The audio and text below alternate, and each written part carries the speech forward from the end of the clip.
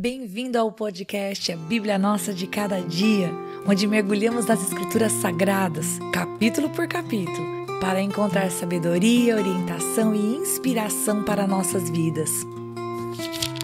Juntos exploraremos as histórias, os ensinamentos e os temas profundos da Bíblia, descobrindo como a palavra de Deus pode nos transformar e nos ajudar a viver uma vida plena e significativa. Prepare-se para uma jornada de fé, conhecimento e crescimento espiritual.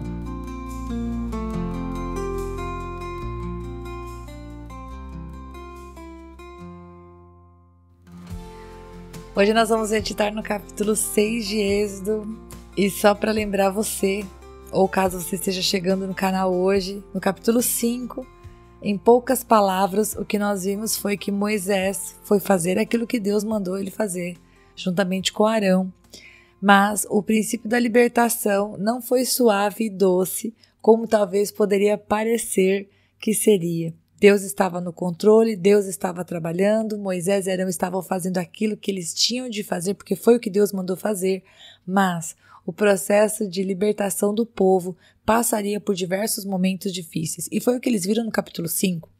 Ao ser aconselhado a deixar o povo ir, festejar o Senhor no deserto, Faraó endureceu seu coração e realmente disse não, eles não irão, e aí, inclusive, aumentou o trabalho deles, tirando a palha e dizendo que eles teriam que entregar a mesma quantidade de tijolos.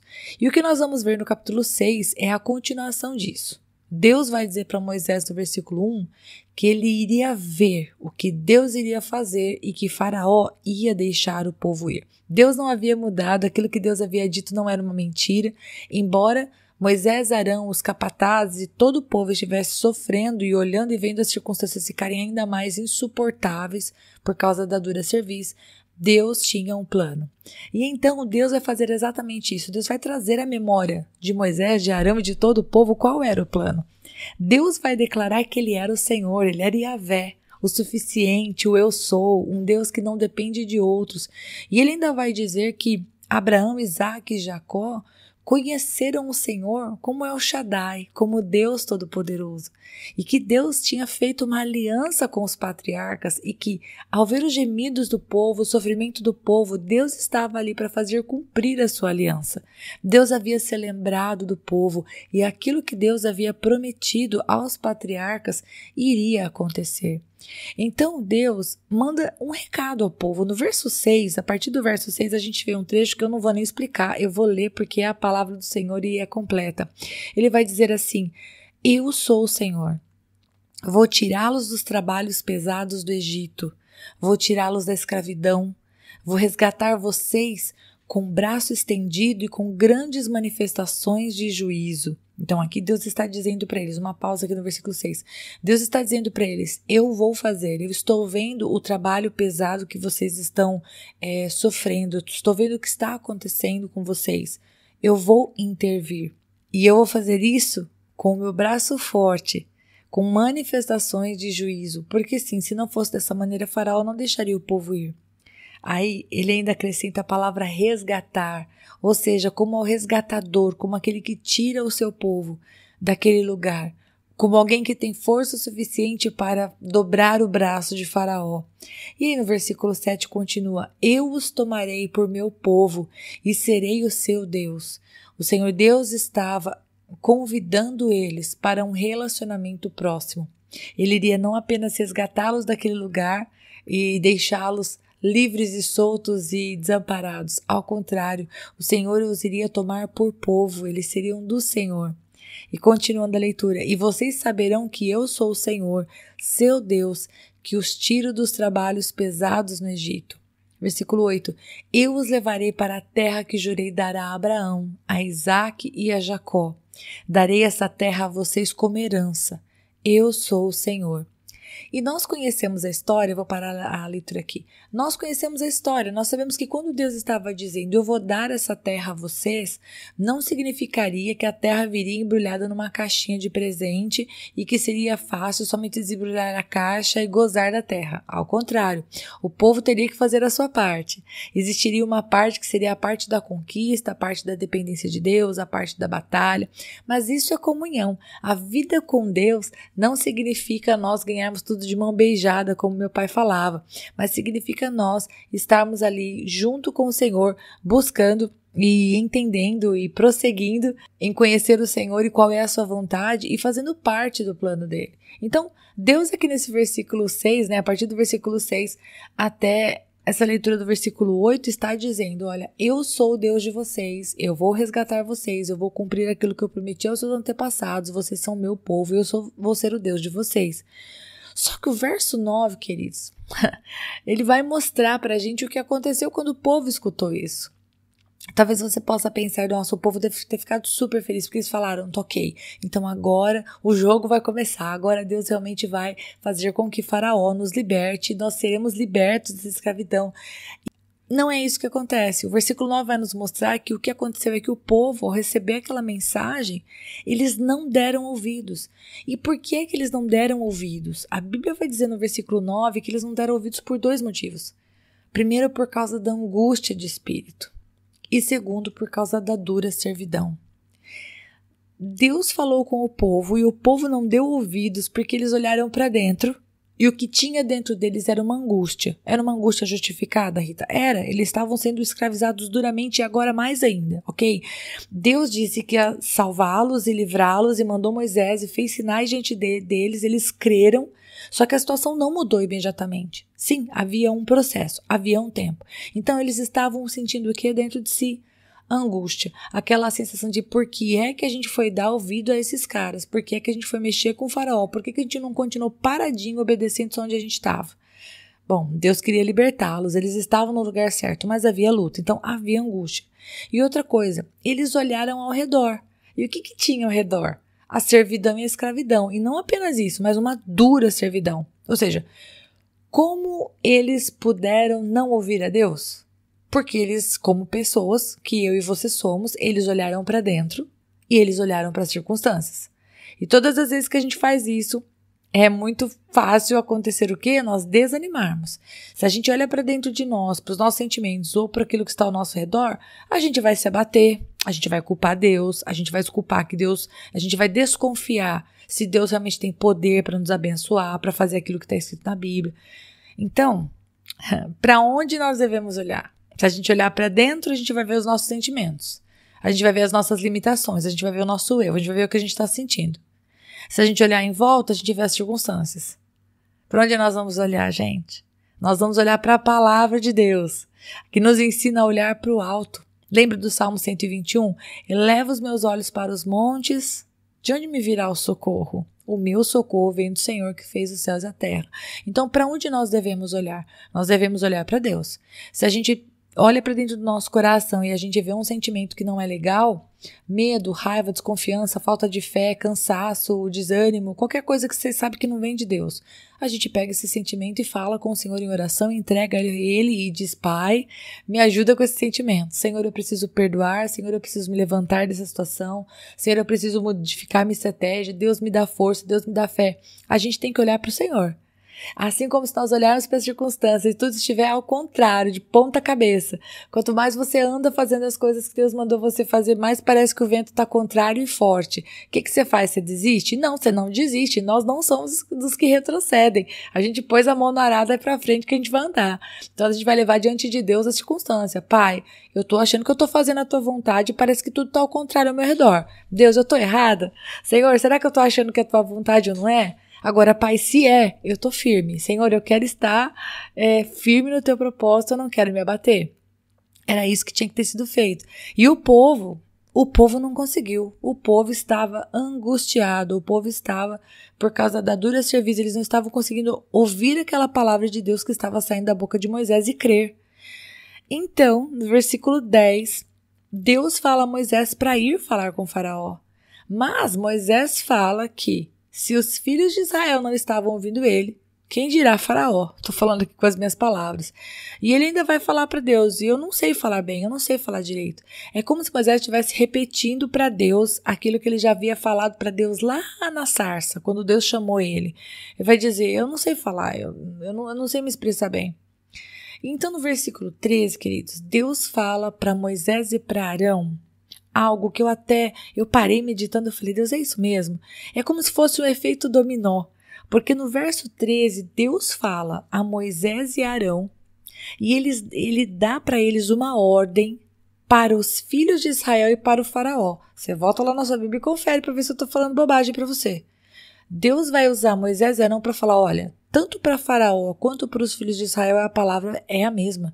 Eles deveriam tirar os filhos de Israel da terra do Egito. Ou seja, os próprios filhos de Israel deveriam desejar sair e clamar, e crer, e se posicionar como quem está prestes a viver algo diferente do que está vivendo, porque se Deus disse que vai acontecer, eles podiam ter fé e podiam acreditar que Deus, com mão poderosa, iria mudar toda aquela situação.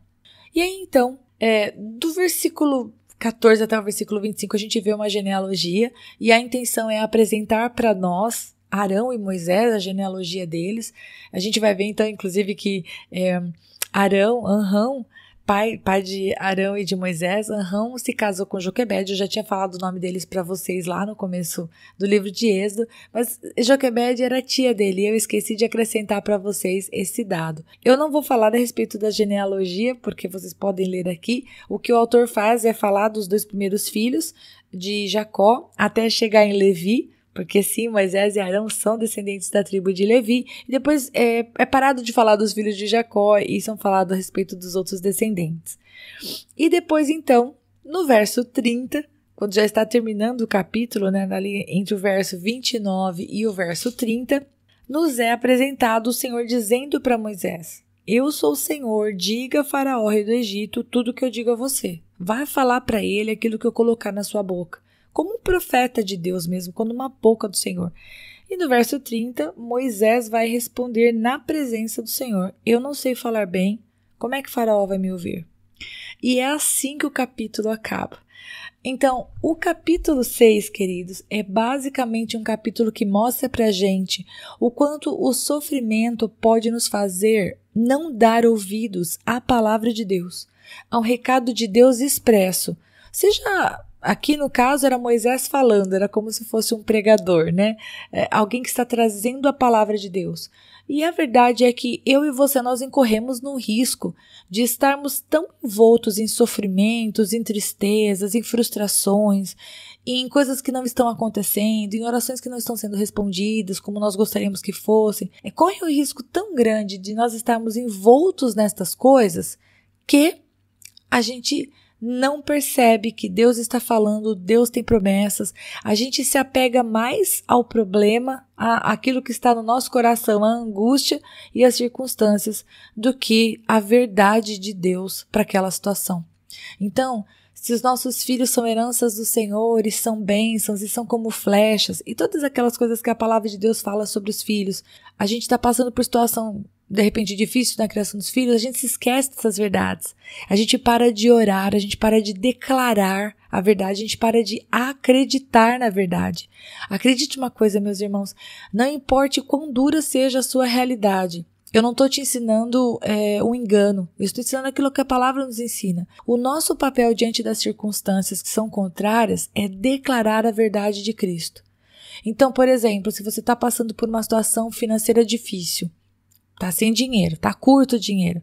O que tem que sair da sua boca? Tem que sair da sua boca palavras abençoadoras. Senhor, eu peço que em nome de Jesus o Senhor prospere o meu salário. Senhor, eu peço que o Senhor me abençoe para que eu consiga saldar os meus compromissos. Senhor, me abençoe que nada quebre aqui dentro de casa, que nada falte. Senhor, prospera, multiplica os alimentos dentro do meu armário. Você está entendendo, queridos? Senhor, eu quero profetizar em nome de Jesus que o trabalho do meu esposo, Senhor, ele vai ser um dia de trabalho abençoado. Senhor, eu quero pedir que o Senhor abençoe o coração do chefe do meu marido. Senhor, abençoa o meu chefe. Você entende? Se tem um problema dentro do trabalho, por exemplo, ao invés de você sair de casa amaldiçoando e dizendo, ai, de novo, mais um dia, que droga, preciso de outro emprego, blá, blá, blá. Você tem que falar, Deus, em nome de Jesus, vai à minha frente. Senhor, seja o meu escudo. Senhor, aquela pessoa que me trata mal, Senhor, me ajuda a olhar para ela como Jesus olha. Senhor, me ajuda a não pagar o mal com o mal quando vierem me tratar, Senhor, daquele jeito que me tratam. Senhor, aqueles que me desprezam, Senhor, faça com que eu encontre favor diante do coração deles. Sabe assim, sabe oração, queridos? Porque a oração, eu estava conversando com o irmão sobre isso, com ele, com a esposa hoje, e ele falou sobre isso e eu concordo.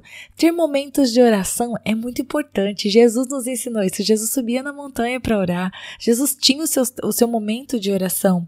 Mas oração é um estilo de vida. Então, nós temos que falar com o Senhor, que é orar. Orar é falar com o Senhor. Enquanto dirige, enquanto come, enquanto está no banheiro, antes de dormir, sem cerimônia, como se Deus não fosse um ser pessoal.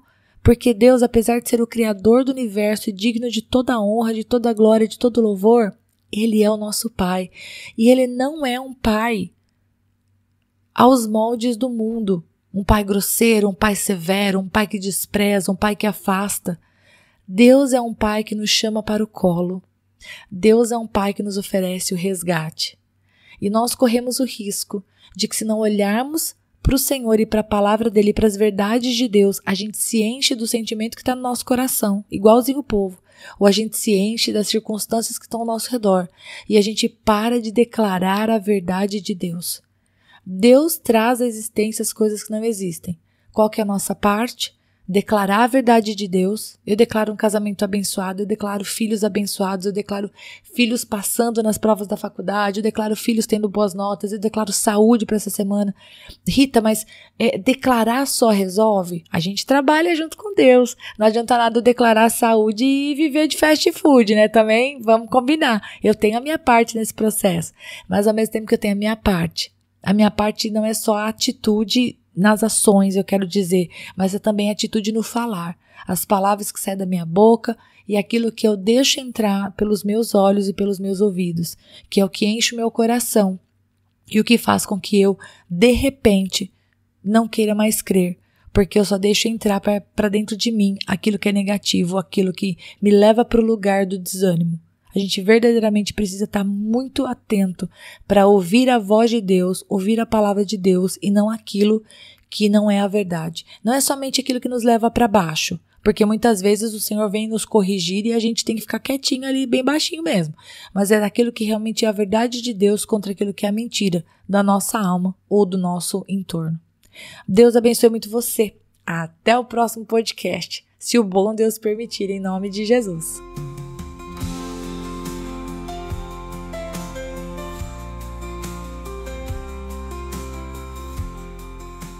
E se você ficou até agora, não vai embora não. Agora é hora de você curtir, comentar, compartilhar esta palavra, porque se ela abençoou você, ela pode abençoar outra pessoa também. E lógico, se inscreva no canal, ative o sininho, assim você não perde os próximos episódios. Deus te abençoe e até lá!